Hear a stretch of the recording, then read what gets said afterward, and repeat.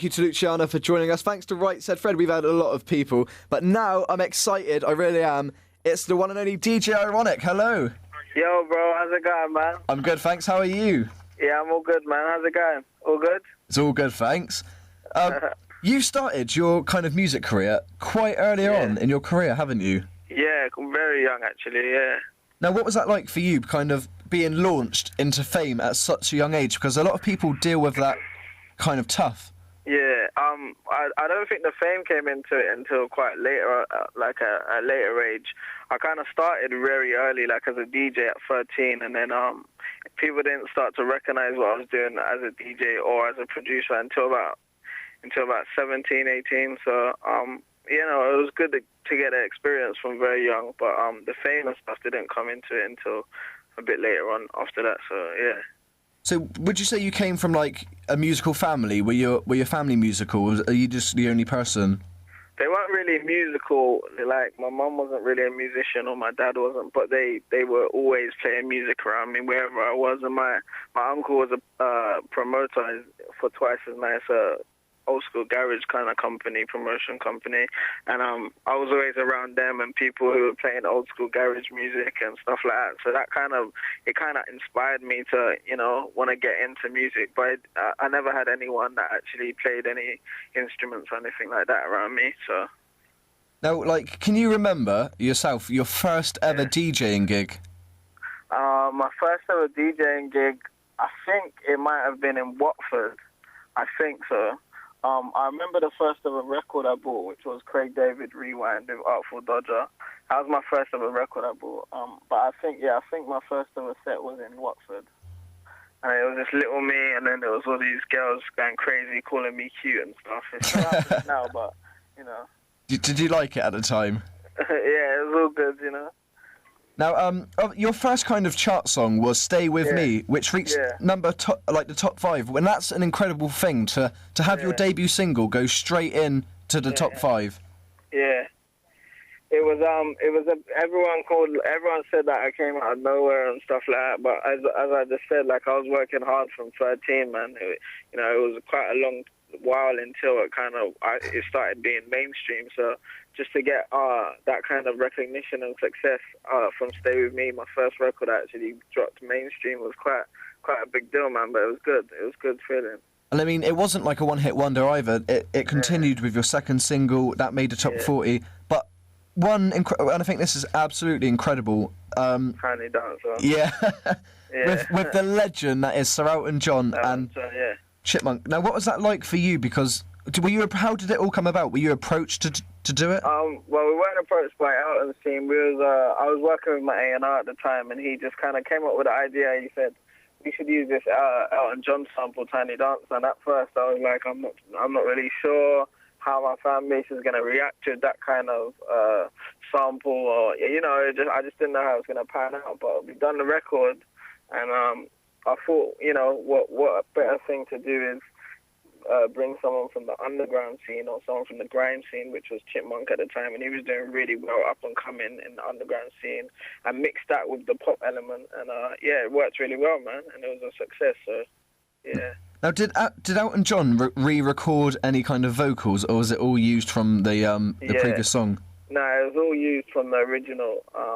But he was very helpful with the whole process. So he sent clips from unused clips of him playing piano or performing live that we could use for the video. And he called up a few times to make sure everything was alright. So he was very supportive of the record, man. And when that went into the charts, what was that like for you? Because that went even higher than your debut single. Went higher than the first one. That was surreal, because I think after the first single, everyone was like, can he do it again? Is he a one-hit wonder? And at these times, I was really the only urban artist that was kind of in the charts at the time. So to have it happen again, it was surreal, man. It was amazing. So yeah, it was a good feeling. Now, especially sharing it with someone like Chipmunk, who's one of my good friends, and coming from the same scene as I, and also a legend like Elton John. It was crazy, man. Now, what I want to know is, how do you reckon? Because obviously to be like an urban artist and getting into the charts, what made you different to the other urban artists? Because you've done very well to get where you are. Because it's, you know, it is a difficult thing and it's a tough industry. Yeah, I don't know what makes me different to other urban artists, but you know, I can say that the approach I've took is much different to a lot of the other urban artists that are in the scene at the moment.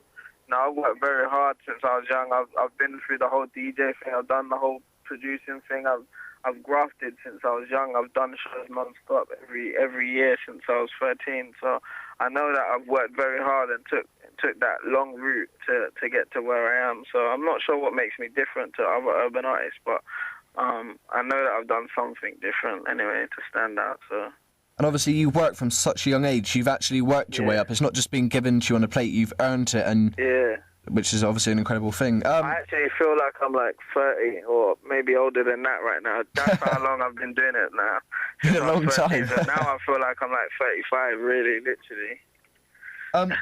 Would you say there was someone who kind of inspired you? Like, did you look up to someone, or was it just kind of self-motivated? Yeah, it's mainly self-motivated, but like I said, like growing up, it was like my mum. She was always playing a lot of music in the background, and she just loves her music, so that kind of just made me get into music myself. But writing-wise, and like when I'm writing my songs, because a lot of my songs are love songs. A lot of people expect me to be in love all the time and be depressed and stuff, but I kind of haven't been in love before, if I'm honest. But I get a lot of influence from my friends around me who are in love, and also I watch a lot of like soppy movies. Don't laugh at me. I watch a lot of rom-coms and stuff. Yeah, so you're a pretty normal guy, really, aren't you? Yeah, I'm a very normal guy, man. Maybe that's what makes me stand out from other urban artists and stuff. I'm a normal guy. Once you get to meet me, I like watching my rom-coms. I just imagine you now, like in a dressing gown with like a thing of Pringles, watching Titanic and crying. Yeah, no, not Titanic. I've never actually watched Titanic. But, no, when I say rom-com, I mean like romantic comedies, so not just actual romantic. Like, I see what you mean. What's the other one? Notebook or stuff like that. I don't know what's that. But like the funny ones are like the Jennifer Aniston ones and stuff. Like those kind of ones I like. You like that? I don't really want to go into this much, but I kind of want to touch upon that you went through a personal incident, kind of, I think it was 2010 now. 2010, yeah, that was about a year and a bit ago now, yeah. And you know, you suffered an attack which wasn't nice. Yeah, it wasn't. It was probably one of the worst experiences of my life, but I'm comfortable talking about it because you know you got to turn a negative into a positive, you know. And everything that happened on that situation, I've kind of turned around, and I'm really happy at the moment. I've been on the road since that happened. Back on the road. You're breaking up a little bit there. Sorry, can you hear me? Yeah, we can hear you now. Yeah, so kind of when that happened, obviously the person who's done it, one thing, you know, is he being punished? Is he being caught, you know, arrested? I can't speak about the people that done the incident, but I could just talk about myself and how I feel at the moment. Yeah. And the kind of space I'm in at the moment is quite positive, man. You know, I had to just turn everything around into a positive and just, you know, think good thoughts, man. And obviously, you've overcome that, and you're working on some exciting projects. But can you tell us about your new projects? Have you got an upcoming album, single? Yeah, sorry if it's breaking up, by the way. I'm literally just in the tour bus on the way to Sheffield at the moment, man. So what are you going to be doing in Sheffield tonight? Yeah, we got a show tonight in Sheffield. I'm actually doing a night there for 4 weeks in a row at a place called Steelhouse. It's quite a nice new venue up in Sheffield. It's been good so far, so yeah, that's where we're on our way to now. But aside from that and being on the road and doing a lot of DJing stuff and still in the studio, I've got my record company that I'm setting up at the moment, which is going to be called Freestyle. I don't really like talking about it too much because a lot of people think you're just talking a lot. But yeah, I have a record company that I'm setting up at the moment with a few artists that we've got in the process of signing. There's one artist that I've been working with at the moment called Jojo S, and there's a record on my YouTube website where you can listen to the song on youtube.com/DJ Ironik official.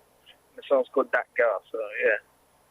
Well, you're doing a lot of exciting projects, and you come across as a very hard-working guy. You earn your place in your career, which is incredible. And I look forward to all of your upcoming stuff. For sure, man. And I need to get you this new song. I need to get it over to you as well. I'm going to give it to my management to send over to you as soon as possible, man. That'll be wicked. We'll get that on the show. Thank you very much for joining us.